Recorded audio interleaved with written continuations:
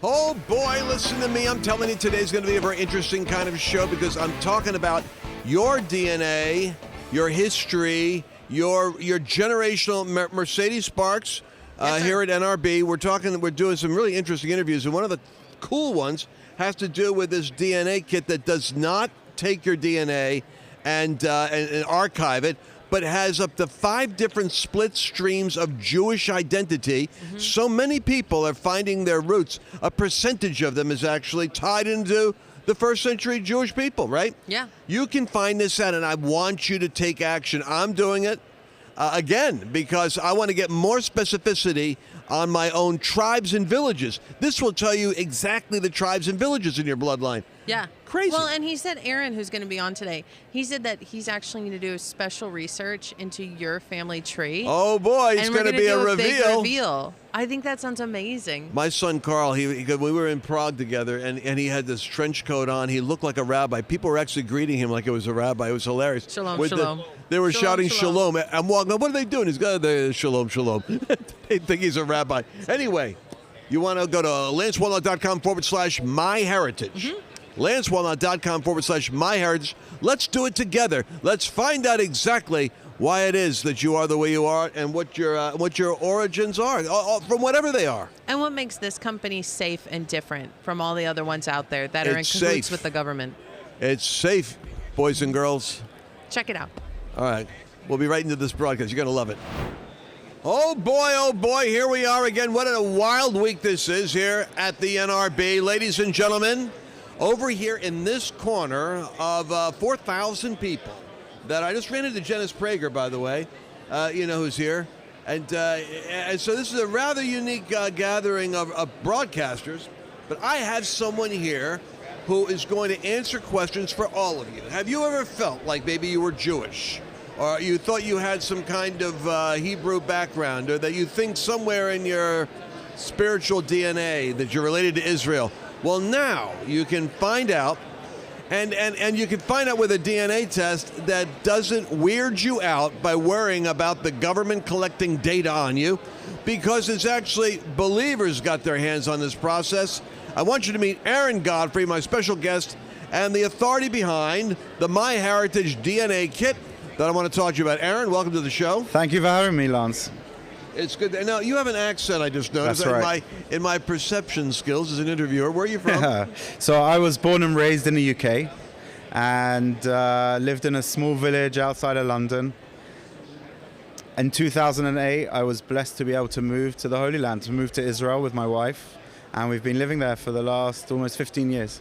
Now, I want to ask you a question. There are obviously some very, schmaltzy, romantic, charismatic, Pentecostal types that listen to me. But I'm a little bit more pragmatic. I think it's because I actually have Jewish in me.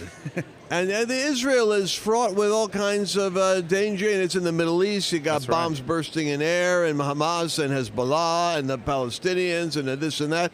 Well, you talk about it as though you're happy you're there. It's amazing. I can't tell you, I probably shouldn't say this on air, but you can leave your house in where we live. It's just a beautiful, safe area.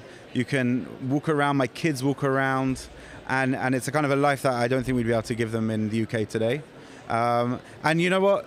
It may be cliche to say, especially to your audience, but it feels like the land of miracles. I mean, we recently had rocket attacks. And I'm watching this, and we have this amazing thing, the Iron Dome intercepting the rockets. It feels like God's hand is literally catching these rockets, preventing them. Some get through, but preventing the majority from causing any harm. The truth of the matter is, it's more dangerous to live in New York or Chicago than Israel. Let's be honest about it, people. I'd rather live in Israel than in any Democrat-run city in the United States. I mean that sincerely. So I was just down there like 7 weeks ago when Hamas was bombing, right, and Hezbollah was bombing, and 2 people were shot in Jericho and 5 were run over in Tel Aviv. Yeah, there's a craziness there. However, there is a corresponding glory. That's right. And if you're wired in there, oh boy, does it make you want to go back. How many of you want to go to Israel with me?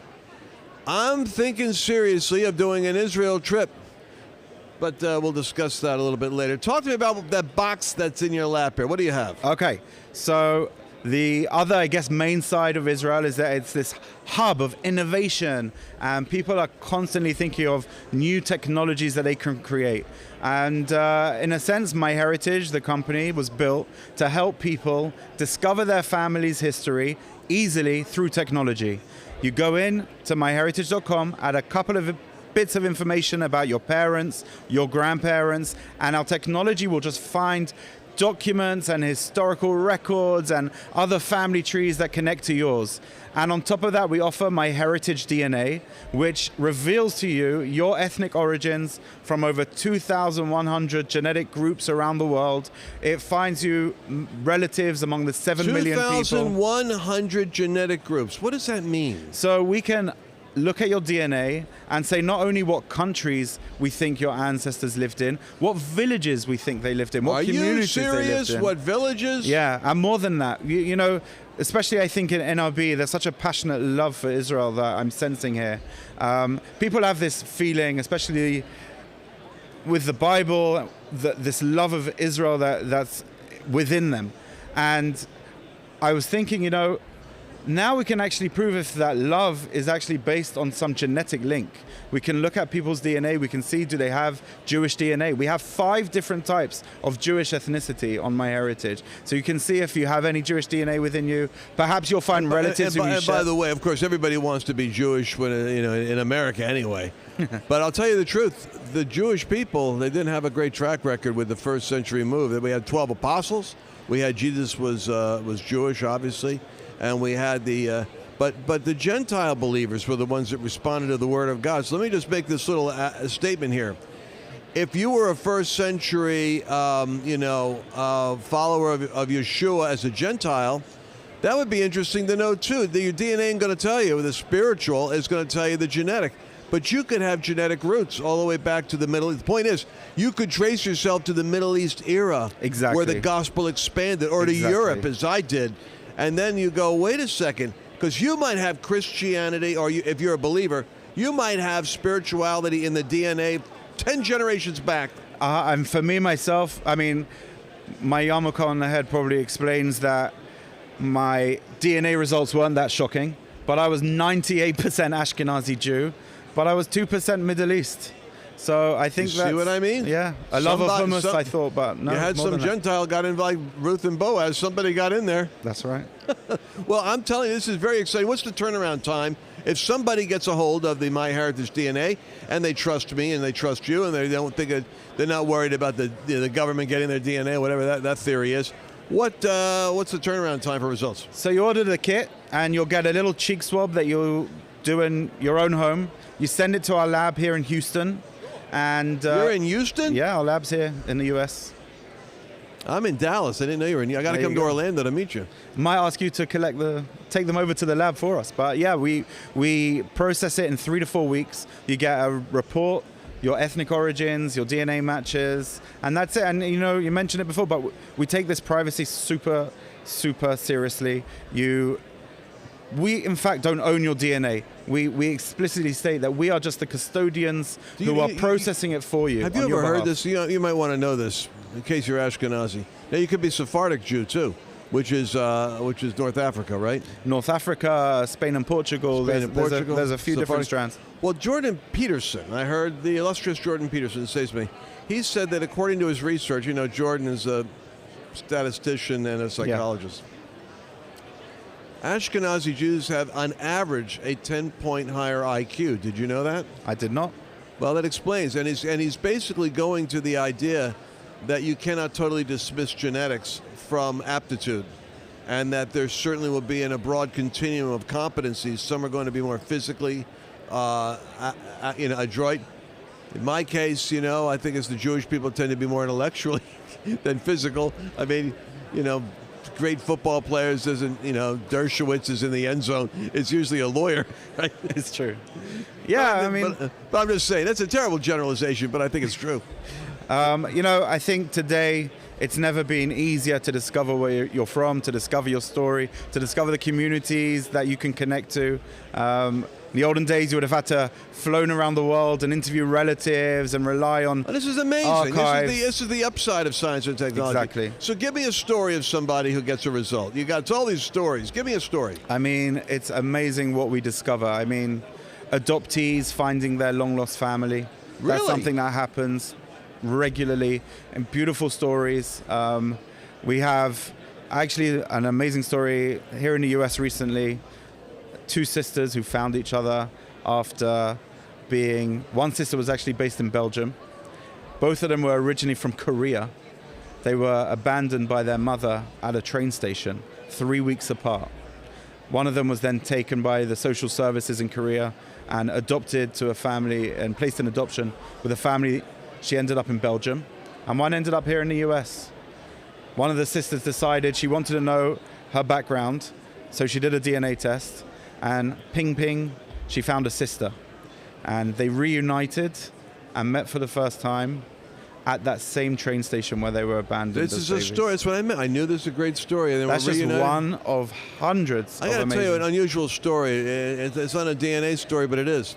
I had a friend of mine, Betsy Kelstra, she and her husband, Chester and Betsy Kelstra, had originated something called Restoring the Foundations, a very powerful kind of like spiritual counseling and healing tool, which in part goes through what you do know about your background, Right. so that you can kind of see what are the tendencies or eccentricities or whatever that's in the bloodline. The Bible does talk about stuff like that. And she was adopted. At 6 months of age, she was put up for adoption. She wanted to meet her parents, her birth parents. She, by the way, she's an expert banjo player, curiously enough, which is, it's funny for me, a woman is a psychologist banjo player. But she's reunited with her parents. And upon meeting her parents, who are in their like 70s at this point, she comes to find out that her father is an expert banjo player. Wow. Now figure out, at 6 months of age, she had in her the DNA of a banjo player, and when she heard the sound, she thought it was a happy sounding instrument.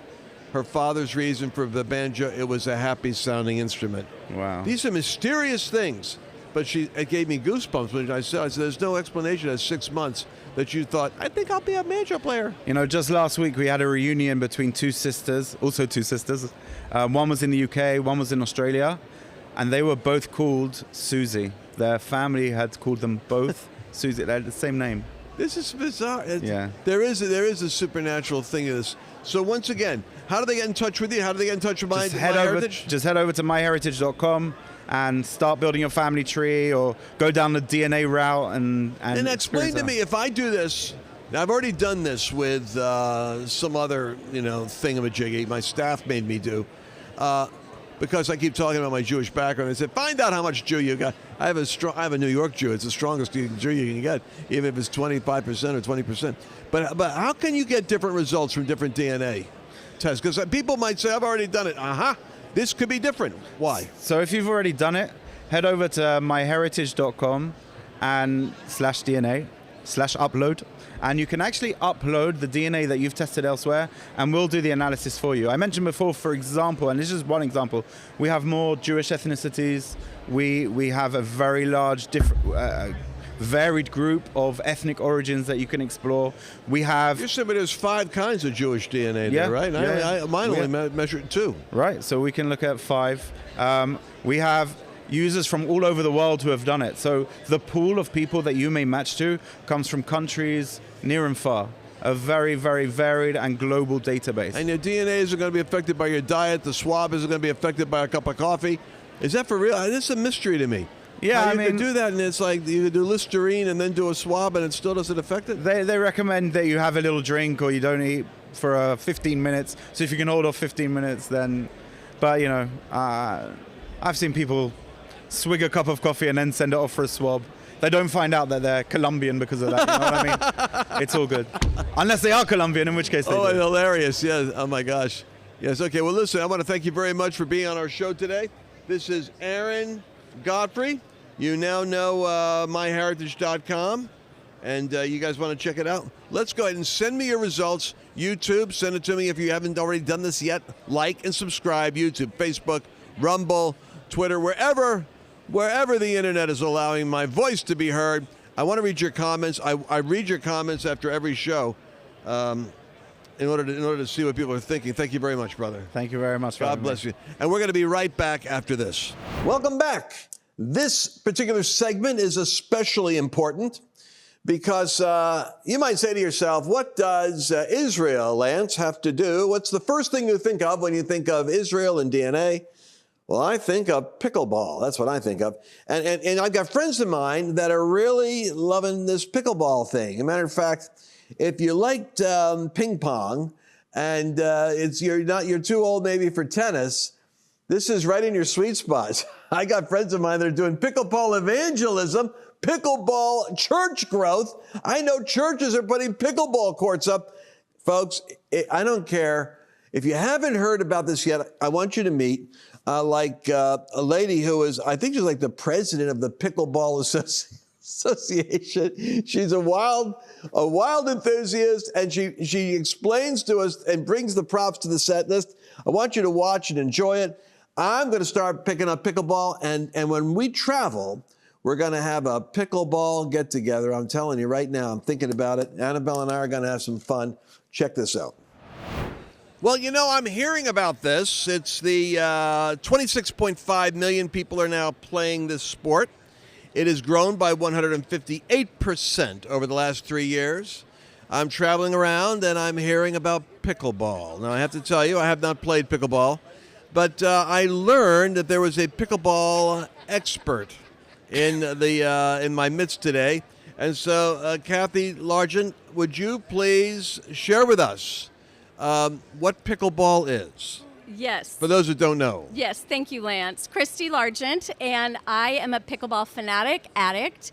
It is not only the fastest growing sport in America, but it is a cross between kind of tennis and badminton and ping pong. And most people can play it the first time they pick up their paddles. Oh, well, I'm a ping pong guy. Oh, well, you are going to be a natural. I like badminton, so I think there's some potential here. You are going to be a natural, 100%. In fact, the people who played badminton and ping pong tend to do better even than tennis players.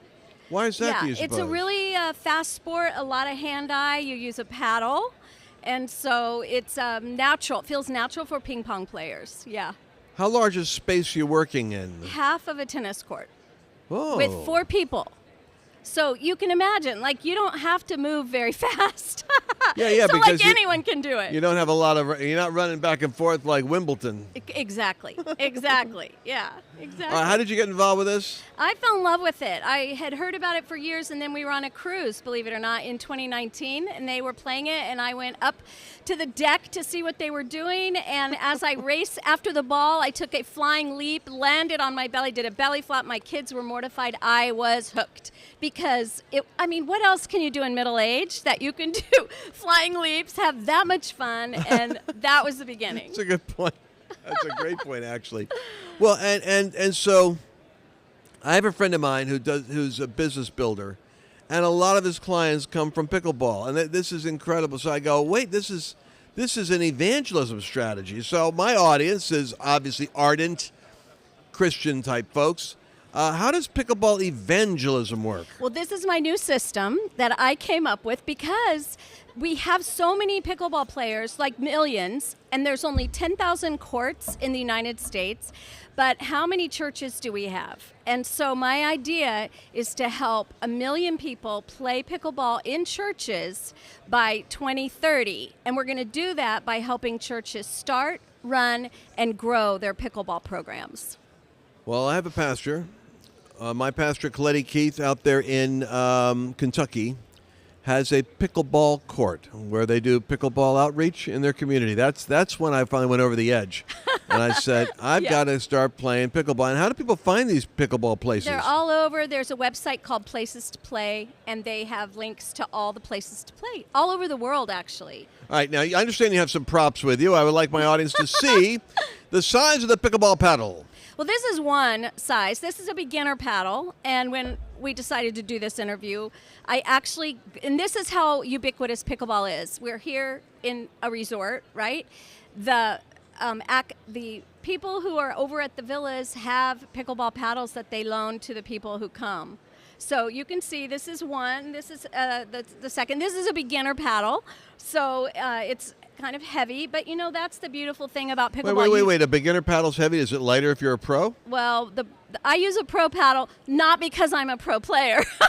I want to be. So I use a nicer paddle. It's, like anything. Your instruments get more expensive the more technical they are. And this is just like the beginner model. All right, show me the ball. What size is it? Okay, this is the ball, the pickleball. You can hear the sound. Okay, this is the controversy. That's why churches need to step it up, because the controversy in communities, I don't know if you can hear that, but the sound is a little bit, like, I love the sound, but a lot of people hate the sound. Oh, so there are people that might complain about the sound of the pickleball yeah. paddle. Is it the paddle or when it hits the ground? It's hitting the paddle. It's the ball hitting the paddle. It's like a wiffle ball. How do you score? Don't you hit it off the ground? Or you don't? You can take it out of the air. There's a lot of rules. Okay, I'm just going to say there's a lot of rules. It takes you a time or two to pick them up. Not a complicated pickleball. No, but here's the thing. You can learn pickleball the first time you play. It will take a lifetime to master. That's the beauty of pickleball, because you just keep playing to get better. You get hooked. What's and that then you just game want to that do British more. people play, Steve? Huh? Squash, right? It's easier than squash. Cricket. It's easier than cricket. Cricket's totally confusing. It's totally easier than that. If you can hit the ball with a paddle, you can play pickleball. How do you score points? You score points by hitting the ball and your opponent doesn't return it. So they either hit it in the net or they hit it out. And then if you are the server, there's two ways. I'm not getting into it. There's a couple ways to Can you serve score. fast, or does it all go underhand? It's underhand and it's fast. Both. Oh, it is? No, yeah. The pros are amazing. Yeah, you can watch the pros. They're on the Professional Pickleball Association or Major League Pickleball, which is super fun and easier to understand. I'm telling you guys, this is like a whole world. There you go. Look at you. You're a natural. Look at this guy. Ladies and gentlemen, we're going to be doing pickleball. All right, now look. I see a potential for the pickleball dream trips. Pickleball. Yes. Hey, I think pickleball politics. I wish we could have this much fun in politics. We're going to have all our conservative. Pickleball patriots. Okay, so how long does the average game last? It can last. Well, it depends. Like sometimes it's like a 3-minute game. You're like, wait, what happened here, right? Because the other people are so much better. But typically, it's about an 8 to 10 minute game. Yeah. 8 to 10 minute game. Except the pros. When you're watching the pros, some of those games or matches, a set of 3 games, will last an hour and a half when you're at the pro level. It's fascinating. We got it here at the resort, don't we? We have a pickleball. They have one over at the Villas, at the Marriott, at the Villas. Yeah. Okay. All right, so now, Christy, how do they get in touch with you if they want to know more about your vision for pickleball takeover of the world? Yes, ChristyLargent.com, just like it sounds. And then on Instagram, you can find me at Christy Largent. You can also find me at the Christian Pickleball Collective on Instagram. We're growing that. This is all pretty new. You know, the thing with pickleball, Lance, is this is new. This is, it's not a new sport. It's kind of old, almost as old as I am. Wait a second. Yeah. This has been around? This has been around. It was founded in Bainbridge, Washington. It was a backyard game, and then it's just been in the last 5 years it's exploded. How? What a hoot. Yeah. An American sport. An American sport. All right. Well, Although it's global. I will say it's global. Well, of course. It's viral. I can see why. So, so there's only 10,320 pickleball courts right now. But the demand is there.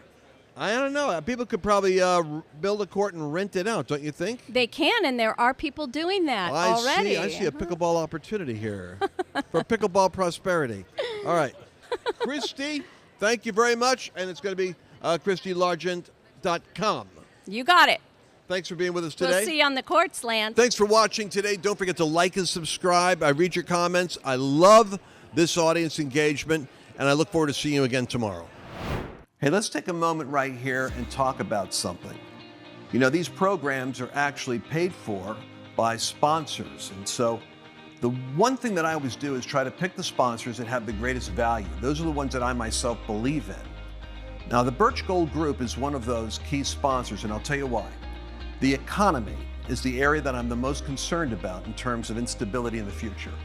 Do you know that right now, China and Russia and India is meeting with Saudi Arabians and South Africans to create an alternative economy to basically crush the dollar. This is going to have a massive effect on the stock market, on real estate. It'll be a real shaking. But you don't have to be shaken, because there's a way you can protect your retirement, your 401ks, your IRAs, by connecting them in with gold. Gold is unique in history in that it's a place of stored value. In fact, those BRICS nations of Brazil and Russia, India and China, they're going to be backing themselves with, guess what? Gold. So be smart. I want you to go to lancewallnau.com/birch and get a free information kit. Get knowledge, act quickly, don't wait. And they're going to be able to help you make a great decision on what to do. Remember, that information is free with no strings attached. Do it now, lancewallnau.com/birch.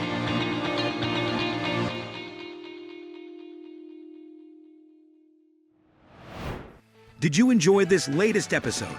Please remember to share it with your friends, because the more knowledge you have, the better equipped you are to navigate the world.